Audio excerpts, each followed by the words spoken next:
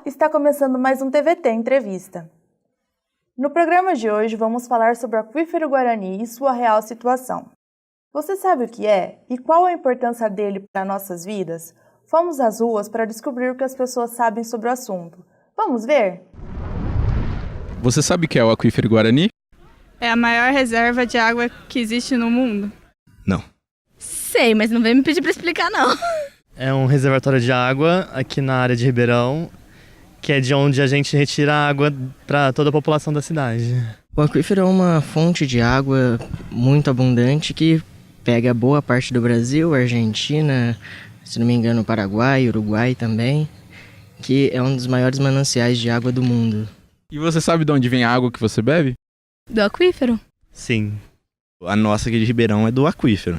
É de lá que a gente usa a água que temos em casa. Aqui em Ribeirão Preto, eu sei que o aquífero Guarani é a fonte de água da cidade. Para esclarecer mais sobre o assunto, convidamos Gilberto Abreu, cientista social com doutorado em educação. Seja bem-vindo, Gilberto. Professor, para aqueles que ainda não sabem, o senhor poderia explicar o que é o aquífero Guarani? Olha, o aquífero é uma condição geomorfológica, né, que ocorre em vários lugares do mundo de diferentes dimensões, né? No caso do aquífero Guarani, ele não é o maior do Brasil em termos de volume de água, mas é o de maior extensão, porque a sua extensão total equivale a 5 vezes a área do estado de São Paulo. Começa aqui na região sul de Goiás, envolve o sul de Minas Gerais, e vai até a Argentina, o Paraguai e o Uruguai. Então tem 1.250.000 quilômetros quadrados. Quer dizer, ele tem grandes dimensões. E também os seus reservatórios, né, se encontram em diferentes profundidades. Então há lugares onde ele pode ser explorado porque a água está perto da superfície. Mas há lugares que não, porque esses reservatórios são muito profundos, né? Nós aqui em Ribeirão Preto somos privilegiados porque o aquífero aqui pode ser explorado, né, de 50 até 300 metros de profundidade. Então, é uma benesse da natureza, porque é uma água puríssima, né, e que é objeto aí de desejo de muitos interesses econômicos, sobretudo de empresas de alimentos e bebidas. Professor, em sua opinião, cuidamos bem dessa grande reserva de água potável subterrânea? Não. Não cuidamos bem porque, às vezes, ocorre, como está ocorrendo já em Ribeirão Preto, uma sobreexplotação. Traduzindo, uma sobreexploração. Na área central de Ribeirão Preto, já houve um rebaixamento do nível das águas em torno de 70 metros.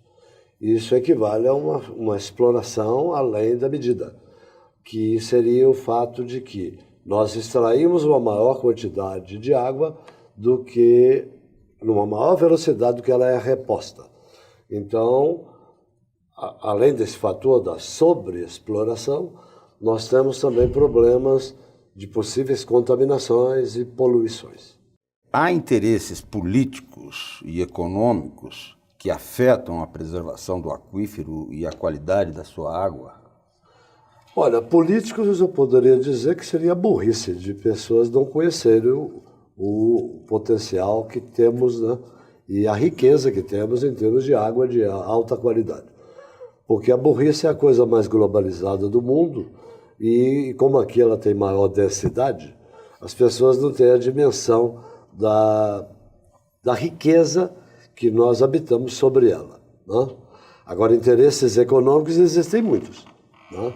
Existem grandes corporações internacionais, vou nomeá-las mesmo, porque a Coca-Cola Corporation, a Nestlé, uma americana, outra suíça, né? Elas têm largo interesse de se apropriar das fontes de água do mundo.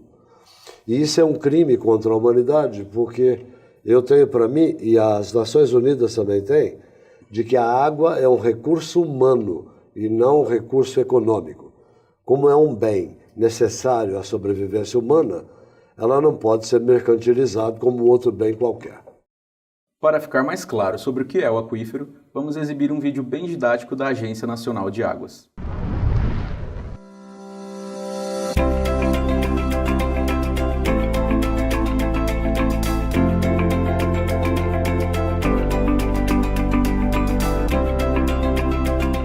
Você sabe o que é um aquífero? É uma reserva de água embaixo do solo, abastecida pela chuva e funciona como uma espécie de caixa d'água que alimenta os rios. No período de chuvas, a água escoa pela terra e se deposita nesses reservatórios. Depois, eles liberam a água que vai abastecer os rios, principalmente na época da seca. Os aquíferos contribuem para que boa parte dos rios brasileiros sejam perenes, ou seja, não sequem no período da estiagem. Eles são classificados de acordo com o tipo de porosidade e a pressão a qual estão submetidos. Os aquíferos livres alimentam diretamente os rios e são mais sensíveis à poluição, enquanto os confinados estão mais protegidos. Mas nesse último caso, a circulação da água é muito lenta e as reservas podem levar milhares de anos para serem repostas. Por isso é tão importante a gestão consciente do uso e ocupação do solo nos espaços urbanos e rurais. Muitas construções, pavimentações de terrenos e práticas agrícolas inadequadas reduzem a absorção da água que abastece os aquíferos. Outra preocupação é com a poluição. Como as águas dos aquíferos escoam mais lentamente que as dos rios, elas são também bem mais difíceis de serem despoluídas. Em muitas regiões do Brasil, é dos aquíferos que é retirada a água para abastecimento. Por isso, é fundamental gerenciar o volume de água que pode ser utilizada. Somente o órgão gestor de recursos hídricos do seu estado pode dar autorização para construir poços e a outorga para fazer uso da água. Alguns dos maiores aquíferos do mundo estão no Brasil, como o Guarani e o Amazonas. O trabalho da Agência Nacional de Águas em relação às águas subterrâneas é elaborar estudos dos aquíferos, fornecendo dados e informações para a gestão integrada e sustentável dos recursos hídricos. Quanto mais proteção para os aquíferos, maior segurança para as nossas reservas hídricas. Acesse o site da ANA e saiba mais. Professor, é possível dizer que a água do aquífero irá acabar? Olha, existem alguns lugares do mundo de aquíferos menores, obviamente, né? Quando eu estive na Espanha umas 2 décadas atrás, eu me interessei por um assunto que na região de Las Palmas, na divisa da Espanha com Portugal, já estava havendo esse problema porque os aquíferos locais tinham se extinguido. Inclusive, eles estavam usando um processo, né, que eles chamavam em espanhol de trasvases, né? Que era de levar a água de uma bacia hidrográfica para outra, porque os aquíferos tinham secado. A Espanha é um país, né, que tem problemas muito sérios de abastecimento, porque tem poucos rios, né, águas superficiais, e muitos de seus aquíferos secaram, né? Então existem problemas como esse em vários lugares do mundo, né? Agora, não é o caso dos nossos aquíferos aqui, que são dos maiores que existem, que é o caso do Guarani, que tem uma dimensão territorial muito grande, né? E o maior, que é o do Amazonas, que também é chamado de Alterchão, que tem o maior volume de água. Aí é uma coisa óbvia por conta da Amazônia mesmo, pelo volume de água que ali existe, né? Tanto superficial ou quanto subterraneamente, né? Agora, o aquífero Guarani, ele tem uma grande dimensão, mas ele está sendo super explorado em algumas regiões, como é o caso da região de Ribeirão Preto. Não diríamos que não podemos esgotar esse aquífero, né?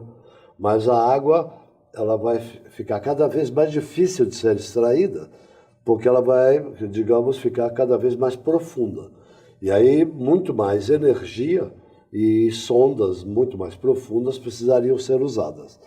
Então, poderia se tornar até antieconômico num futuro muito próximo, se isso vier a ocorrer. Daí que é necessário cuidado de a gente manter, né, uma exploração racional, que não está acontecendo aqui, porque 62% da água extraída do aquífero em Ribeirão Preto é desperdiçada por vazamentos, né? E por uma má gestão desse recurso, que é um problema que vem de muito tempo. Estão tentando agora solucionar, esperamos que aconteça, né? Porque o maior problema é o desperdício público e também privado dessa água, que é de altíssima qualidade.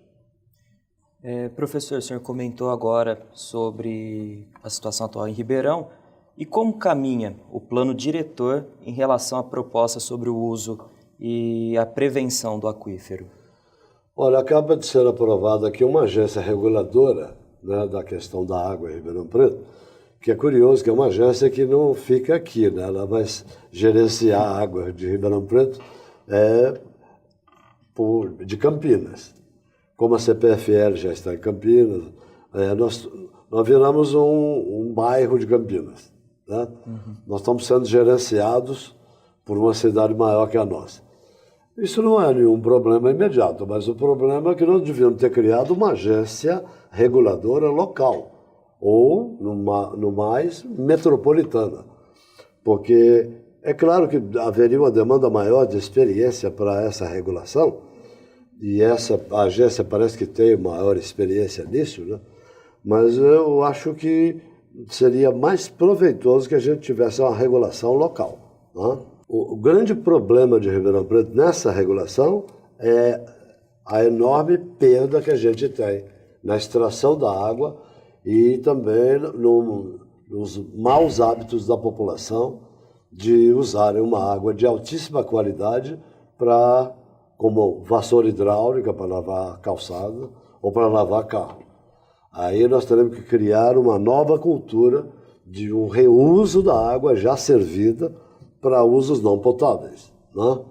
Que seria para limpeza de ruas, até para irrigação de praças e jardins, porque usar a água do aquífero, com os usos que nós temos, é jogar água mineral, né, para lavar automóvel, que é um descalabro. Professor, então é possível preservar o aquífero e haver um crescimento urbano da cidade? É possível? Olha, é possível desde que haja uma gestão consciente de que evite esses desperdícios, né? Por exemplo, no plano diretor agora, como ele me perguntou, existe uma demanda muito grande de ocupação da Zona Leste, que é onde fica a área de recarga do aquífero. Então, uma ocupação desordenada daquela região poderá produzir contaminação e poluição, certo? Então, nós temos que ter o cuidado, há um prazo de 1 ano para que essa lei seja aprovada, e que a gente espera que os legisladores, né, e o próprio poder público municipal, o poder executivo, né, encaminhem propostas que não sejam destruidoras, né, dessa benesse que Ribeirão Preto possui. Gilberto, muito obrigado pela participação. Obrigado, professor. Eu que agradeço. O TVT fica por aqui. Até o próximo programa.